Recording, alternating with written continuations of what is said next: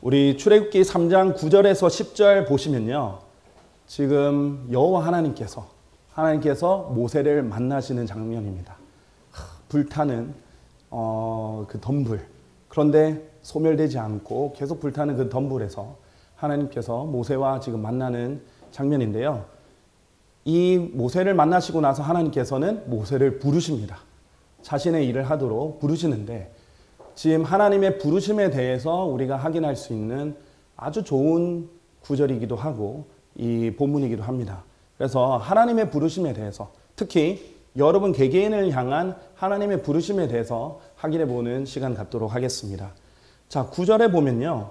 그러므로 이제 보라 이스라엘 자녀들의 부르짖음이 나에게 상달되었노라 라고 되어 있어요. 지금 이스라엘 자녀들이 하나님의 약속의 자녀들인데 지금 억압을 받고 있습니다. 정말 이집트 파라오의 그 간악하고 사악한 압제자 밑에서 지금 압제를 당하고 있어요. 사람들은 부르짖고 있는데 하나님은 결코 이 부르짖음을 침묵하고 계시는 분이 아닙니다. 이 부르짖음을 반드시 듣고 계시고 가장 좋은 때에 가장 적합한 타이밍에 모든 것을 한 번에 뒤집어 엎으시기 위해서 항상 준비하고 계시고 계획하시는 분이십니다. 그래서 하나님께서는 이제 바로 이때다라는 걸 아시고 모세를 찾아오시고 모세를 부르십니다. 그리고 그들을 압제하는 이집트인들의 압제를 내가 보았노라라고 했어요. 하나님은 안 보는 분이 아니십니다. 많은 성도들이 압제당하고 괴로움을 당하고 사람들에게 박해를 받고 의로운 일을 위해서 고통을 당할 때 하나님은 안 보시나 보다. 하나님 심판 안 하시나? 왜 저렇게 비성경적으로 하고 왜 저렇게 사람들 압제하는데 하나님께서 가만히 계시지?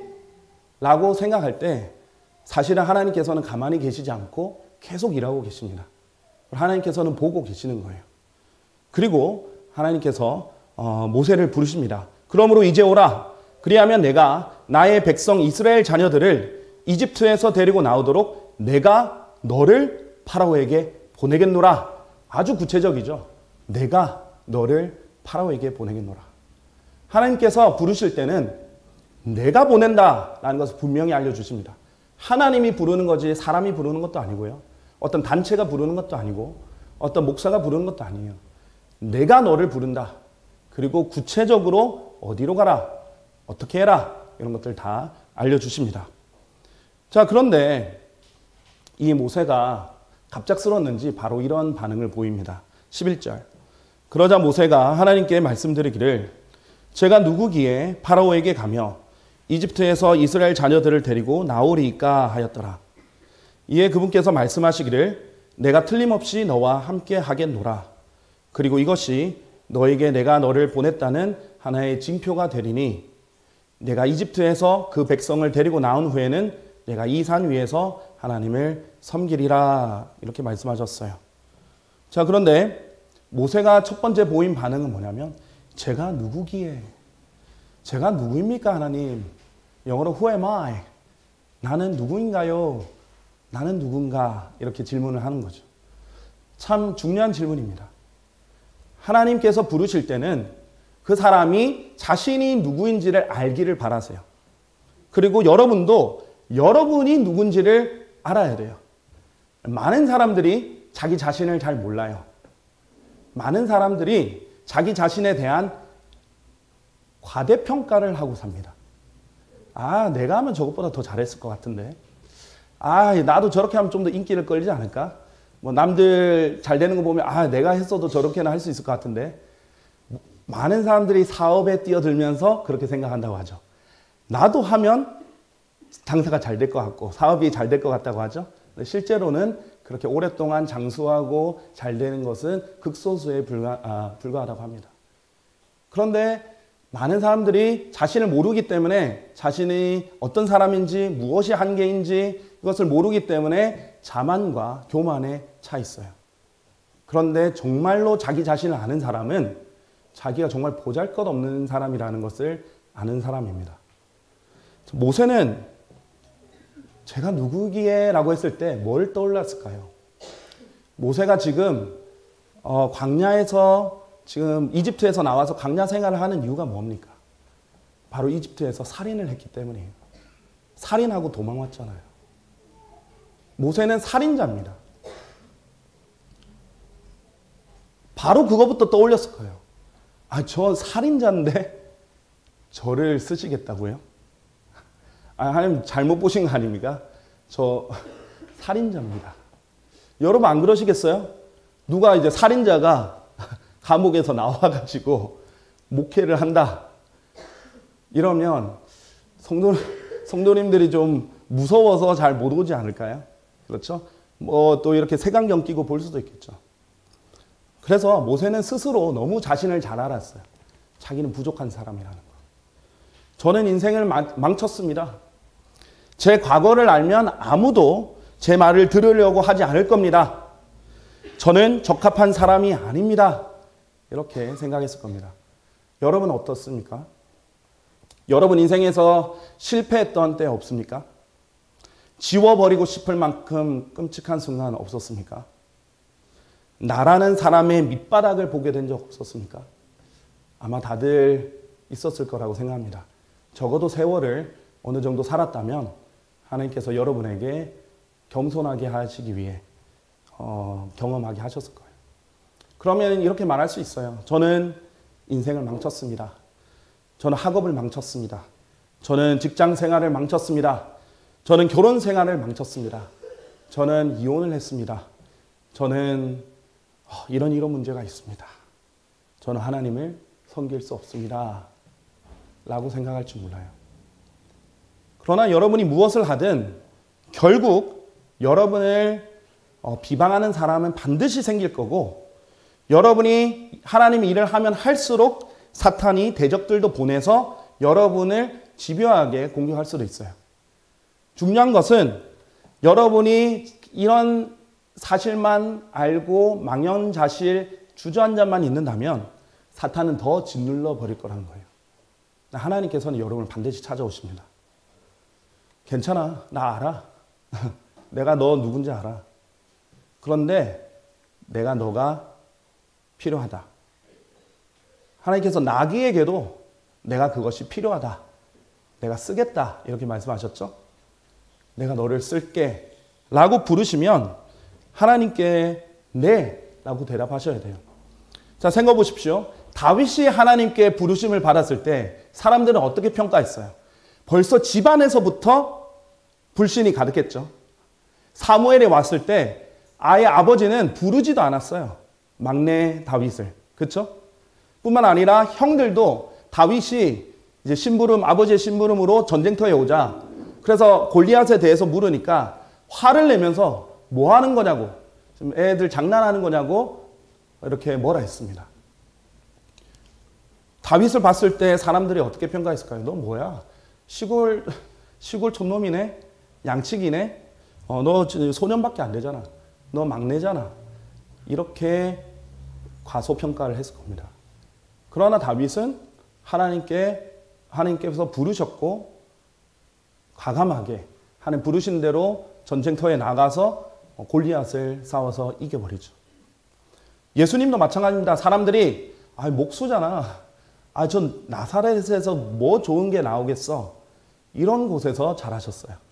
평판이 안 좋은 마을에 거기서 또 목수 일을 하는 사람에서 태어났기 때문에 사람들이 외모적으로 평가했을 때 좋은 게 없었어요. 보통 예수님의 사파를 그린 것을 보면은 굉장히 예쁜 서양의 금발머리에 조니가 그려져 있죠. 그러나 그것은 예수님의 모습이 아니에요. 이사야의 예언을 보면 흠모할 것이 없다라고 돼 있어요. 그냥 거칠게 생기셨어요. 그리고 목수 일을 했기 때문에 약간 공사장 일을 하시는 분처럼 이렇게 곱게 생기는 분이 아니십니다.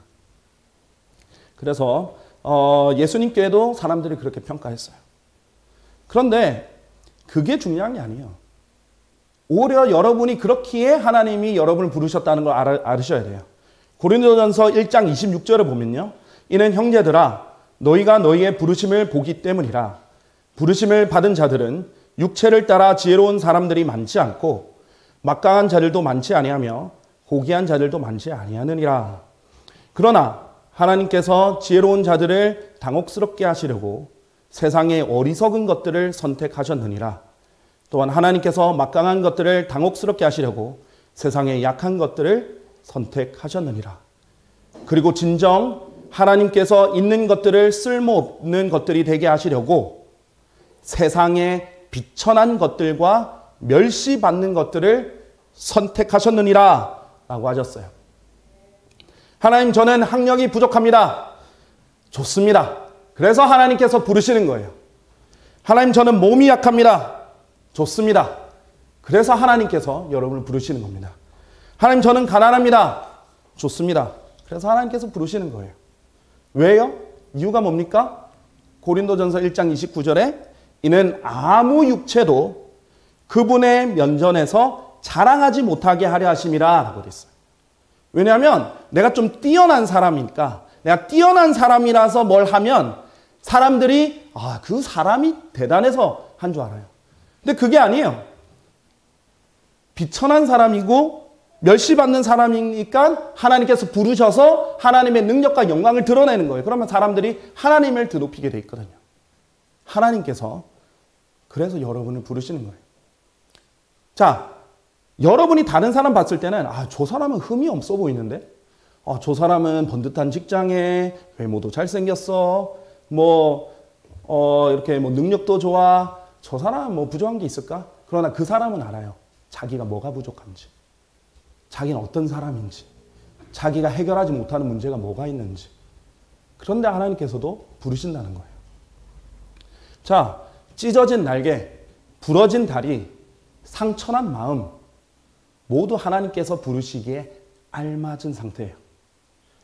자, 다윗의 언약이 주어진 후에 뭐라고 반응했냐면요. 하나님께서 다윗의 언약이라는 어마어마한 언약을 한 개인에게 주시고 영원히 약속하셨거든요. 다윗이 첫 마디로 이렇게 합니다. 오 주 하나님이여, 제가 누구니까? 또 저의 집이 무엇이기에 당신께서 저를 여기까지 인도하셨나이까? 정말 하나님의 은혜에 비하면 자신이 너무 초라해지는 거예요. 제가 뭔데 하나님께서 저를 부르시고 지금까지 인도하셨죠? 제가 하나님을 얼마나 많이 배반했는데요. 제가 하나님이 보여주신 만큼 제가 하지 못했는데요. 하나님이 요구하신 헌신에 반의 반도 못했는데요. 하나님의 말씀을 제가 얼마나 많이 불순종했는데요. 제가 얼마나 많은 죄를 지었는데 하나님께서 저에게 이런 약속을 주십니까? 자, 이런 사람이라면 하나님께서 부르실 겁니다. 자기 자신을 아는 사람은 하나님께서 부르실 거예요. 교만한 사람은 하나님이 안 부르신데 자기가 막 혼자 하려고 할 거예요. 자기 영광을 위해서. 근데 하나님이 부르시는 사람은 자기가 어떤 사람인지 겸손하게 스스로를 알게 되어 있습니다. 베드로는 예수님께서 그물을 던져라 해가지고 건져 올린 후에 그 기적을 보고 나서 예수님께 이렇게 말합니다. 저를 떠나가소서. 오 주여, 이는 제가 죄 많은 사람이기 때문입니다. 자기가 얼마나 큰 죄인인지를 하나님 앞에 무릎 꿇고 고백을 합니다. 먼저 여러분이 그것을 안다면, 여러분이 정말 얼마나 비참한 사람인 걸 안다면, 바울도 그렇죠. 정말 신약교회 역사상 최고의 성도라고 입증된 그 바울도 나는 비참한 사람이로다 라고 말했어요. 그걸 알면 하나님께서 여러분 쓰실 수 있어요. 왜냐하면 도구가 자기 잘났다고 막 움직이는 게 아니라 네, 하나님, 저는 못났습니다. 하나님이 써주십시오. 그렇게 돼야 되거든요. 그래서 하나님께서는 바로 이것을 알게 된 사람을 사용하실 겁니다. 모세는 살인자가 되기 전에는, 이집트의 왕자였을 때는 혈기왕성하게 나서서 다른 사람 재판하려 하다가 사람을 쳐서 죽이기까지 했어요. 그러나 살인자가 되고 40년 동안 세월을 보내고 나서는 겸손하게 자기가 어떤 사람인지를 깨달은 거죠. 자, 두 번째로 출애굽기 4장 1절을 한번 보시겠습니다. 자, 출애굽기 4장 1절을 보시면요.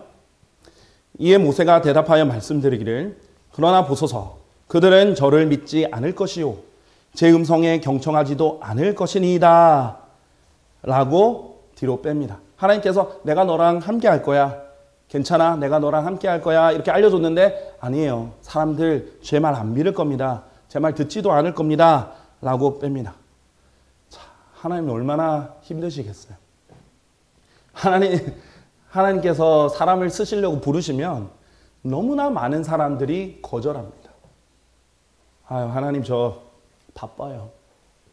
아유, 하나님 저는 그냥 제 일 하는 거 만족합니다. 아유, 그 사역 너무 힘들고 싫습니다. 아유, 하나님 저는 아니에요. 다른 사람 찾아보세요. 자, 요나 같은 경우에는 하나님께서 니네베로 가서 하나님의 경고의 말씀을 선포하라 이렇게 했더니 싫어요 하고 반대로 갔죠. 그런데 하나님께서 그 요나도 또 쓰시려고 고래를 보내셔서 폭풍을 보내셔서 고래 뱃속에서 배우게 하셔가지고 다시 끄집어내셔서 다시 쓰신 겁니다. 하나님 쓰시려고 하는데 그 하나님 말씀을 아는 사람이 별로 없어요. 하나님 말씀을 전파할 수 있는 사람이 별로 없어요. 그래서 하나님께서는 그 사람들이 거절해도 계속 지금 말씀하시는 거예요. 그리고 여러분이 하나님 말씀 모르면 배우면 돼요. 하나님 말씀을 배우면 됩니다. 하나님께서 부르실 거예요. 부르실 때 빼면 안 돼요. 자기가 겸손한 건 좋은데 빼는 것은 하나님을 불신하는 거예요. 자, 예레미야를 보면요. 예레미야는 이렇게 말하죠. 저는 어린아이고 말을 못합니다. 그랬더니 야, 어린아이라 하지 마라 하면서 하나님께서 또 부르죠. 하나님 정말 사람 한번 불러서 쓰시기가 너무 힘듭니다. 그래서 출애굽기 4장 2절에서 하나님께서 참 친절하게 하나씩 알려줍니다. 주께서 그에게 말씀하시기를 너의 손안에 들려있는 그것이 무엇이냐? 라고 물었습니다. 그랬더니 그가 말씀드리기를 한 막대기니이다. 그랬어요. 하나님께서 물으실 거예요. 그래. 너가 말을 하면 사람들이 안 들을 것 같고, 너가 설교하면 사람들이 경청 안 할 것 같고, 걱정되지? 그래, 알았어. 내가 이제 하나씩 알려줄게. 네가 뭘 가지고 있는지부터 보자. 너 손에 뭐가 들려있니? 너는 지금 뭐를 가지고 있어? 막대기를 가지고 있습니다. 정말 아무것도 아닌 막대기입니다. 그냥 그 광야에서 널브러져 있는 그냥 막대기예요. 근데 하나님께서 그래? 좋아. 네가 가지고 있는 그 막대기부터 내가 써줄게. 네가 가지고 있는 것부터 먼저 점검해봐. 내가 이미 너에게 뭘 줬네? 라고 물어줍니다. 자, 여러분 너무 걱정하지 마세요. 막 너무 미래부터 보지 마세요. 일단 한 단계부터 하나님께서 부르실 때 네 하고 그 단계부터 나아가면 됩니다. 그러면 하나님께서는 여러분이 이미 가지고 있는 것에서 쓰세요. 자, 고린도후서 8장 12절에 보시면요. 이는 먼저 어떤 자원하는 생각이 있다면 사람이 가진 것에 따라 그것이 하나님께 기쁘게 받아들여지기 때문이요. 자신이 가지지 않은 것에 따르지는 아니하기 때문이라 라고 되어 있어요. 하나님께서 지금 이거 헌금뿐만 아니라 헌금도 하나님께서 억지로 없는데 빚을 내서 하라는 게 아니잖아요. 가지고 있는 것에서 하라는 거잖아요. 그럼 하나님께서 그걸 기쁘게 받아들여 주시는 거예요.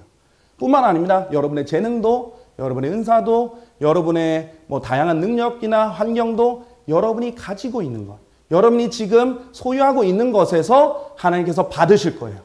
그걸 여러분이 드리기만 하면 돼요. 문제는 뭐냐? 안 드리는 거예요. 여러분에게 적어도 뭐가 있습니까? 24시간이라는 시간이 있어요. 시간을 안 드려요. 여러분에겐 눈이 있어요. 성경을 읽을 수 있는 눈이 있는데 눈을 안 드려요. 손이 있는데 손을 안 드리고 발이 있는데 발을 안 드리니까 문제인 거지. 일단 여러분에게 주어진 수많은 것들이 있습니다. 그것들을 드리기만 하면 하나님께서 그것에 따라 사용하시겠다는 거예요. 모세에게는 보잘것없는 막대기가 들려져 있었습니다. 하나님께서 그것을 쓰겠다는 거예요. 그래서 사용법부터 알려주십니다. 하나님 얼마나 친절하세요. 걱정 마세요. 하나님 제가 어떻게 해야 되죠? 뭐 해야 되죠? 괜찮습니다. 한 단계 한 단계 하나님이 알려주십니다. 3절 그러자 그분께서 말씀하시기를 그것을 땅바닥 위에 던지라 하셨느니라. 이에 그가 그것을 땅바닥 위에 던졌더니 그것이 한 마리의 뱀이 되었더라. 이에 모세가 그 앞에서 도망하였더라. 그러자 주께서 모세에게 말씀하시기를 너의 손을 앞으로 뻗어 그 꼬리로 그것을 잡으라 하셨느니라. 이에 그가 자기 손을 앞으로 뻗어 그것을 붙잡았으니 그것이 그의 손 안에서 한 막대기가 되었더라. 라고 되어 있습니다. 지금 하나님께서 친절하게 알려주신 거예요. 자, 이 막대기 던져봐. 내가 어떻게 사용할지 보여줄게. 던졌더니 뱀으로 변합니다. 그래서 모세가 놀래서 도망해버리죠. 그랬더니 하나님께서 어떻게 하냐? 아니야. 앞으로 사역할 때는 너에게 마귀가 너를 공격하고 대적을 보내고 위협을 가하고 걱정하게 만들고 두려워하게 만들고 떨게 만들면 도망가지 마. 내가 알려줄게. 오히려 넌 앞으로 전진해. 너의 손을 앞으로 뻗어. 그러면 그것의 꼬리를 네가 잡을 수 있어. 그렇게 앞으로 해야 돼. 그리고 그걸 잡으면 다시 막대기가 돼. 하나씩 하나씩 알려주시는 거예요. 물론 이제 교리적으로 다양하게 우리가 적용할 수 있겠지만 사역의 관점에서 그렇습니다. 마귀에게는 절대로 도망하지 마라. 마귀에게는 오히려 대항해라. 야고보서 4장 7절에서 하나님께서 이렇게 말씀하시죠. 그러므로 하나님께 스스로 복종하라. 마귀에게 저항하라. 그리하면 그가 너희에게서 도망하리라. 뱀의 꼬리를 잡은 거예요. 뱀이 머리를 들고 다가올 때는 모세가 도망했죠. 근데 모세가 오히려 대항을 했더니 뱀이 도망갑니다. 그래서 꼬리를 잡은 거예요. 하나님께서 하나씩 알려주는 겁니다. 사역은 그렇게 하는 거야. 내 말 무조건 복종해. 내 말 복종하고 그 다음에 마귀에게 대항하면 저항하면 승리할 수 있어. 하나씩 알려주죠. 그 다음에 하나님께서 뭐 알려주십니까? 자, 손 안에 넣어봐. 꺼내봐. 뭐 문둥병이 생겼습니다. 그래, 다시 넣어봐. 꺼내봐. 사라졌어요. 물론 이거는 이제 이스라엘에 국한된 표적으로 된 기적이지만 우리 삶에서 많은 교훈을 줍니다. 자, 질병 걱정하지 마라. 내 권한에 있다. 너가 만약에 아프면 문둥병에 걸려버리면 그것은 내가 허락한 거야. 내가 너를 보냈는데 아팠어. 내가 책임진다. 내가 아프게 한 거야. 뭔가 배우게 하려고. 뭔가 이유가 있어서. 내 은혜와 자비 안에서 이루어진 일이야. 걱정하지 마. 그리고 다시 넣었다 빼봐. 치유도 내가 원하면 언제든지 해줄 수 있어. 걱정하지 마. 건강 문제, 먹고 사는 문제 나한테 맡겨. 내가 다 조절한다. 나한테 맡겨라. 하나님께서 이런 것들 하나씩 하나씩 보여주는 거예요. 처음에 하나님께서 부르시는 사람들은 겁부터 먹어요. 내가 저걸 어떻게 하지? 걱정하지 마세요. 하나님이 한 걸음 한 걸음 함께 하면서 모세에게 그랬잖아요. 내가 함께 하겠다고요. 함께 하면서 하나씩 하나씩 알려주십니다. 능력도 보여주셨어요. 그런데 10절에 안타깝게도 모세는 이렇게 말합니다. 모세가 주께 말씀드리기를 오 나의 주여 저는 말이 유창하지 아니하니 이전에도 그러하였고 당신께서 당신의 종에게 말씀하신 이후에도 그러하나이다. 오히려 저는 언변이 느리고 혀가 둔하나이다. 근데 이게 이해는 돼요. 사역자로서 이해는 됩니다. 근데 저 말을 잘 못하는데요. 그렇잖아요. 하나님의 말씀을 전하려면 말하는 것부터 걱정일 거예요. 저도 그랬습니다. 저도 처음에 말을 어떻게 해야 될지 모르겠더라고요. 근데 처음에 저는 하나님께서 사역을 어디로 보내셨냐면 그것도 필리핀에 보내주셨어요. 그래서 언어가 다른 이 사람들에게 내가 복음도 전하고 목회도 해야 되고 상담도 해줘야 되고 강의도 해야 되고 어떻게 해야 되나. 의사소통부터 상담부터 이걸 어떻게 해야 되나 이랬는데 하나님께서 걱정하지 말라고 알려주시더라고요. 뭐라고 알려주시냐면요. 11절. 이에 주께서 그에게 이같이 말씀하셨느니라. 누가 사람의 입을 만들었느냐? 누가 사람의 입을 만들었죠? 하나님께서 만들었잖아요. 자, 하나님께서 모르고 부르신 거 아니잖아요. 하나님께서 제 능력 모르고 부르신 거 아니에요. 여러분의 능력 모르고 부르시는 거 아니에요. 또는 말 못하는 자나 귀먹은 자나 보는 자나 눈먼 자를 누가 만들었느냐? 나 주가 하지 아니하였느냐? 라고 하셨어요. 하나님 다 알고 계십니다. 하나님 다 그 사람들을 말하게도 하고 말 못하게도 하고 다 하나님이 하시는 거예요. 그러므로 이제 가라. 순종이 중요한 겁니다. 가야 됩니다. 그리하면 내가 너의 입과 함께하여 내가 말해야 할 것을 너에게 가르쳐 주겠노라 라고 하셨어요. 너무나 친절하신 하나님입니다. 이제 구체적으로는 너와 함께 하겠다라고 약속을 이미 주셨는데도 불구하고 너의 입과도 함께 하겠다. 내가 너가 무엇을 말해야 될지도 가르쳐 줄게. 너가 하나님의 말씀을 전할 때 성경을 어느 본문으로 해야 될지, 설교할 때 어느 본문으로 해야 되고 어떤 구절을 찾아야 될지 내가 하나하나 인도해 줄게. 성경을 가르칠 때 지혜를 구하면 내가 보여줄게. 자, 내가 너를 부르니까 하나님 내 부름에 따라 가라 이제. 시작해라. 부르시는 겁니다. 자, 그런데 출애굽기 4장 13절에 모세가 이렇게 반응합니다. 이에 그가 말씀드리기를 오 나의 주여 제가 당신께 간구하오니 당신께서 보내시고자 하는 자의 손을 통하여 보내소서. 아, 너무 답답하죠. 지금 하나님 너무 많이 참아주셨어요. 지금 아주 친절하게 계속 알려주셨는데 결국은 거절이잖아요. 아, 하나님 그냥 다른 사람 보내주세요. 그랬더니 4장 14절 하나님께서는 오래 참으시지만 결코 영원히 참지 않으십니다. 자, 하나님 보십시오. 그러자 주의 분노가 모세를 대적하여 불붙었으니 이렇게 합니다. 하나님께서 열받으신 거예요. 왜냐하면 벌써 지금 막 불붙은 덤불, 근데 덤불이 타지를 않아요.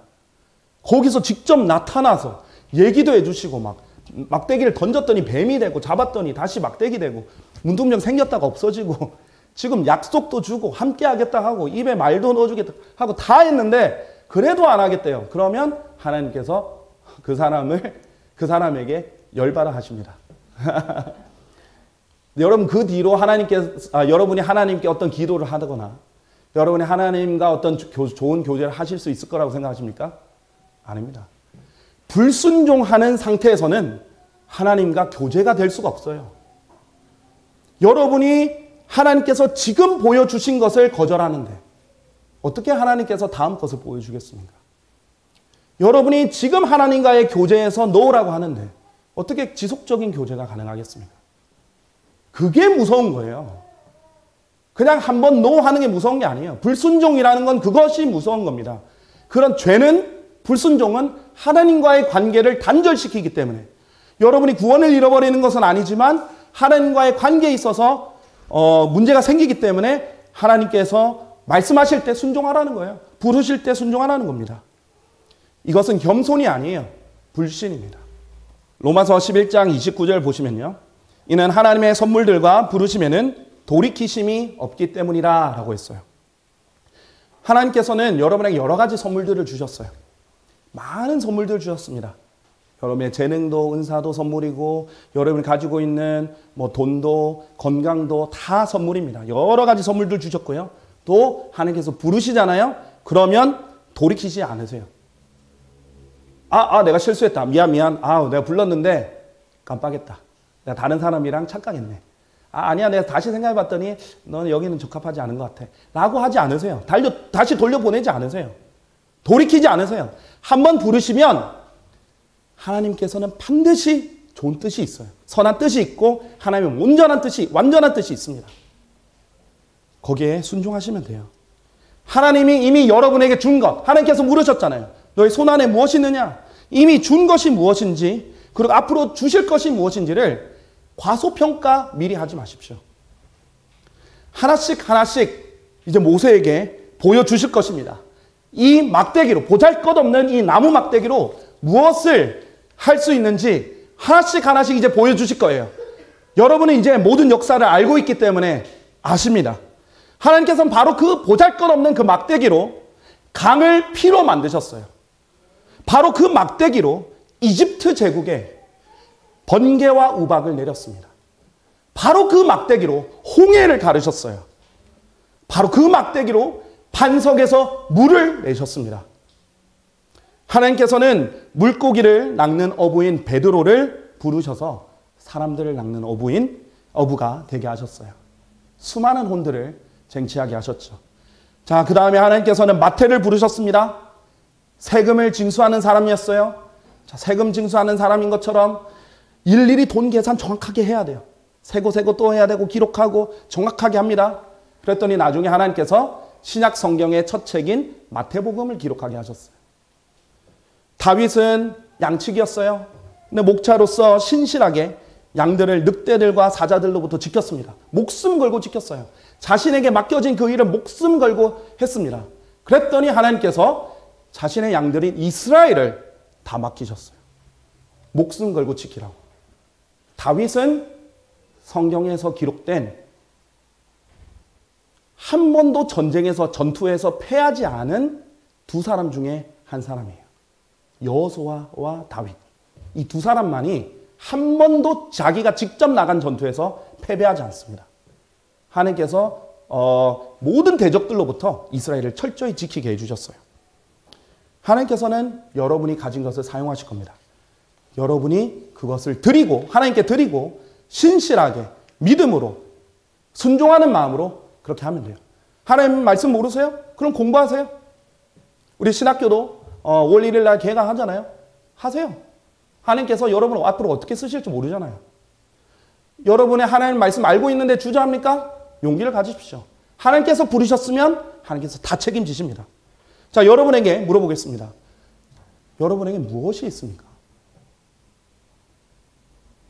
여러분에게 도대체 뭐가 있어요? 일단 제가 보기에는 여기 계신 여러분에게는 다 두 손과 두 발이 있습니다. 두 눈이 있습니다. 입이 있습니다. 엄청난 선물이에요. 그렇죠? 아직 체력이 있으시네요. 그 외에도 여러분 가진 건 너무너무 많아요. 여러분 공통적으로 아무것도 없다고 절대 말하지 마세요. 여러분이 공통적으로 가진 게 뭔지 아십니까? 여러분 손 안에는 성경이 있습니다. 자, 물어볼게요. 여러분 손 안에는 하나님의 말씀이 있습니까? 네. 이거면 됩니다. 여러분이 가진 건 아무것도 아니라고 절대 과소평가하지 마십시오. 여러분 손 안에 있는 이것이면 돼요. 여러분이 아무리 가난하든, 여러분이 아무리 재능이 없든, 학력이 모자라든, 어떤 과거에 전력이 있었든, 여러분 손 안에 이 성경이 있다면 하나님께서 쓰실 수 있어요. 능력이 없습니까? 이것이 하나님의 능력입니다. 하나님이 이것으로 빛을 비춰주실 겁니다. 지혜가 없습니까? 이것이 하나님의 지혜입니다. 여러분의 상담자가 필요합니까? 이것이 여러분의 상담자입니다. 여러분의 손 안에는 무엇이 있습니까? 성경이 있습니다. 성경이 있으면 하나님이 부르시면 하나님의 일을 하실 수 있습니다. 결코 주저하지 마십시오. 저는 못합니다. 이런 말 하지 마십시오. 하나님과 교제가 단절되지 않도록 하나님 말씀에 네, 그렇게 하겠습니다 라고 믿음으로 응답하시길 바랍니다. 우리 다 같이 일어나서